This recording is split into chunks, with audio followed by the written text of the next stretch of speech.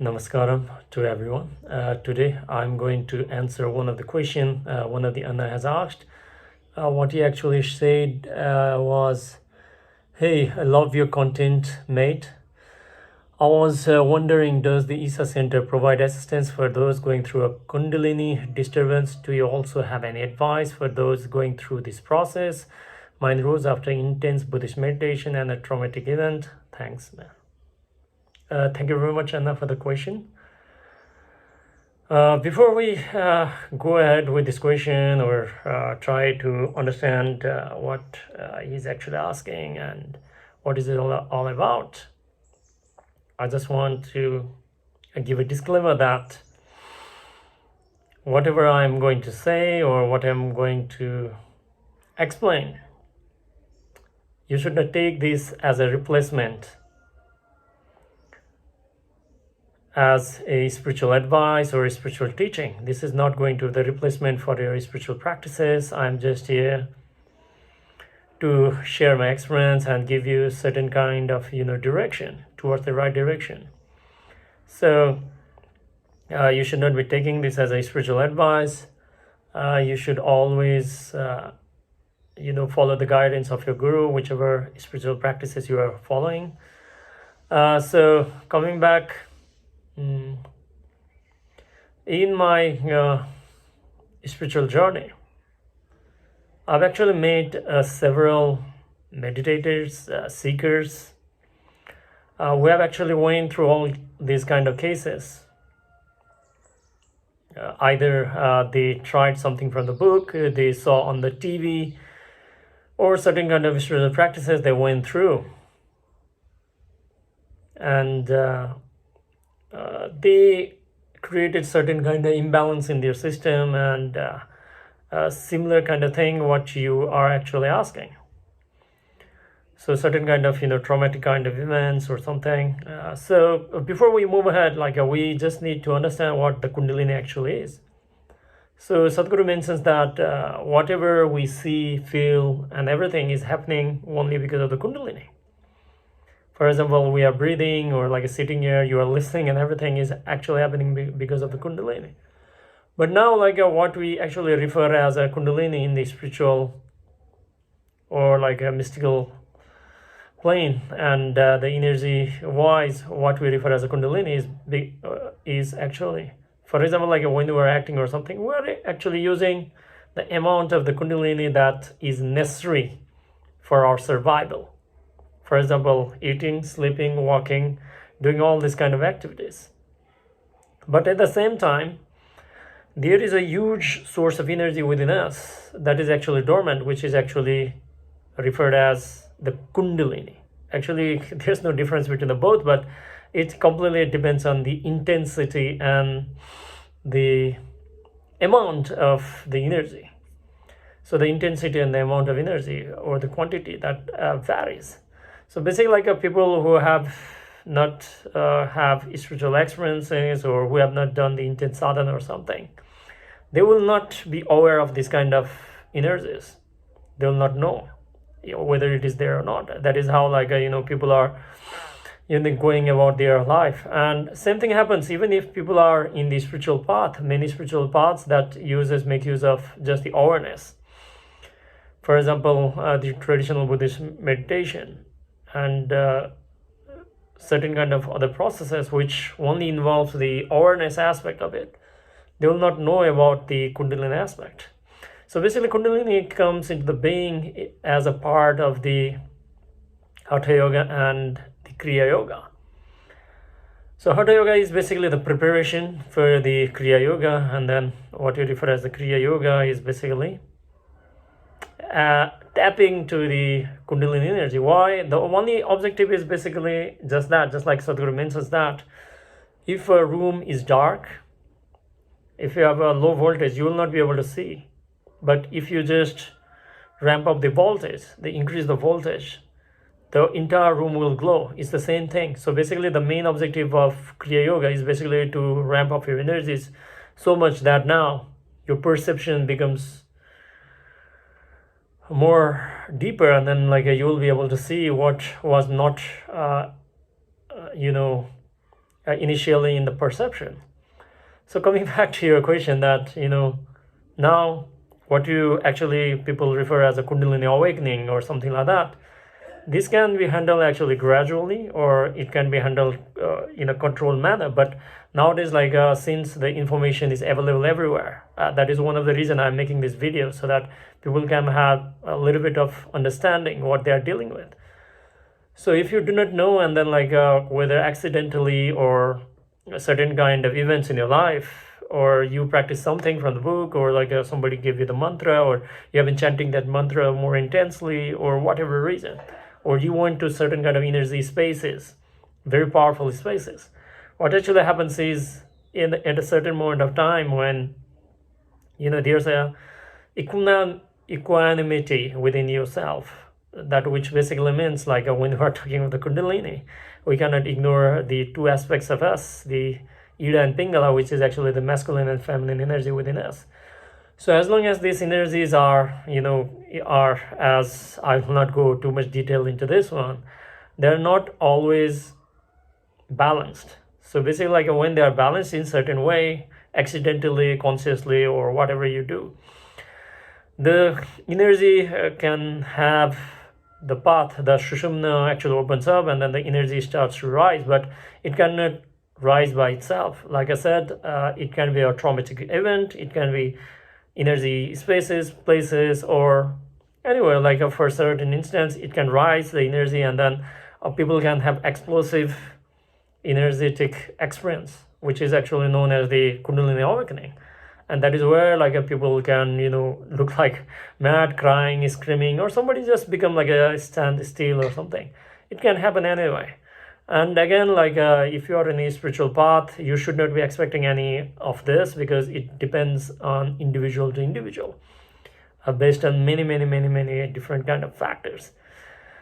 Now coming back to the question, again, I took this much time just to explain the mechanics of how it works. Now, for some reason, the Kundalini has awakened, or at least you or someone feels that the Kundalini is awakened. Now what we need to understand is, I already mentioned, that the energy that we have access at the moment in normal for most of the people is just a part of a fraction of the energy that is available for this life to happen. Now when you have the access to that large amount of high intense energy, then that is what people are referring to the Kundalini awakening. But now, since people are not aware of it, they are not prepared to this kind of energies or something, it can actually damage the energy system. That is what Sadhguru says, and this is actually the case also. I'll not go too much detail deeper into this one, but we just need to understand that if we look from a different dimensions, the physical body is known as the Annamaya Kosha, which is made of the food body. The second part is the Manomaya Kosha, which is the mental body, or the memory, or the intellect part of it. Well, the third aspect is known as the Pranamaya Kosha, or the energy body. When we're referring to the Kundalini, we're actually referring to the energy part of it. Again, this is a very elaborate thing. If I'll go more deeper, it's not going to make sense to most of the people, and it's too deep by itself. But here, trying to answer a question, what is going to happen is, if you are having a large amount of energy, how to fix it? Now, it's not about fixing or anything. What you need to understand is, if you have not prepared your body enough or something, what is going to happen? For example, let's say you have a copper wire. If you send a large amount of current through it, then what is going to happen? If it cannot handle, what is going to happen? It is going to burn. Maybe it can withstand 1 or 2 times, but eventually it will burn out. So this is the reason why Sadhguru mentions that in the Himalayas, if you want to go to initiate into very powerful processes, they are actually asked to go for a sadhana for 12 years, the Hatha Yoga practices and everything, which can actually work on many different levels. One thing is to develop balance in the system. The another one is to enhance your perception. And the another thing is to develop the endurance and strength and ability to handle that kind of energy processes. Because of that reason, like many people who actually experience that kind of energies when they are not ready, they cannot handle these social situations after that if they don't go in a stepwise process under the guidance of a guru. So the second question is like, Isha can assist on this one according to Kundalini. So basically what we need to understand is like it's better we don't use the word Kundalini in daily uses, because again, like I mentioned, that like why I'm saying this is because like when people start to throw the word around, it gets misused, and like people will develop like a misunderstanding of it. Same thing happened with the word called Tantra and Kundalini also.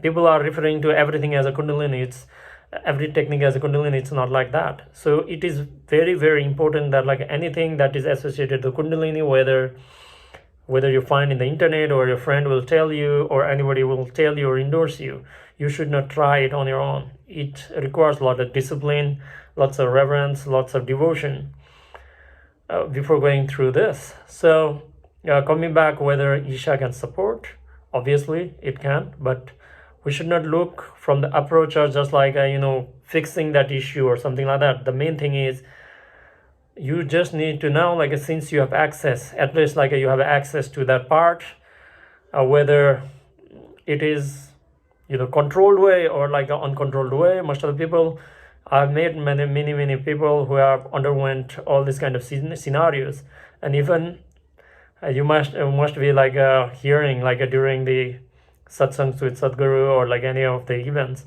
you can hear like people are screaming out and everything. So basically what is actually happening, I'll not go in detail into that one again, but what is actually happening is there is enormous amount of energy that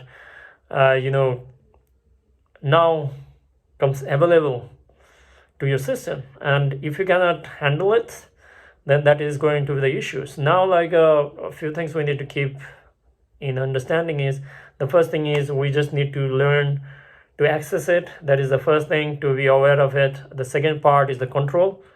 To access can be easy once or twice here and there, but it can be accidental, and if it is accidental, then like it's not going to be sustainable.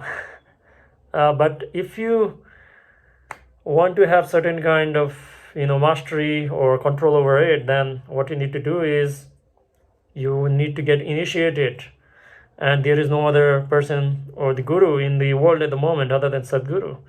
If you undergo like inner engineering first, and then like you can start with Hatha Yoga on the side. Hatha Yoga is going to strengthen your system, develop balance in your system, cleanse your system and everything, so that you will be able to be available to the higher dimensions of life. You can say Kundalini, but again, like I said, like we should not be using these kind of words in the daily uses here and there, because people can misunderstand a lot of things as Kundalini. So yeah, so like if you undergo all these kind of processes, and like you need to give certain amount of time and energy, intensify your energies, and you need to practice enough, give into the sadhana as offering. If you do that, eventually like your system will be capable of handling it, and then the possibilities are limitless. I'm not going to go even further than that, but yes, anybody who has got like a certain kind of experience, and then they feel that like it's a Kundalini awakening, or like it's detrimental to their system, or like they are unable to handle energies, I actually get like these kind of queries regularly, personally on social media sites, or like whether connection wise and everything.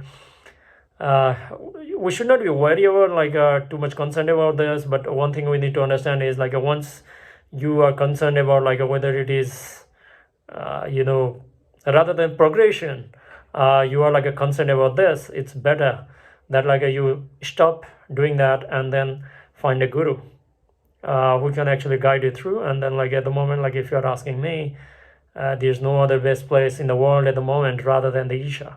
So you can either visit the Isha Yoga Center in India, or you can get initiated everywhere nowadays. Like you can get online also, inner engineering online. You can complete that part, and then you can go to the inner engineering completion online. So these are like many ways in which you can progressively take it forward, so that like when the time comes, when whatever you are referring to comes, it becomes a blessing rather than a problem. So there's like a grace of Sadhguru available everywhere.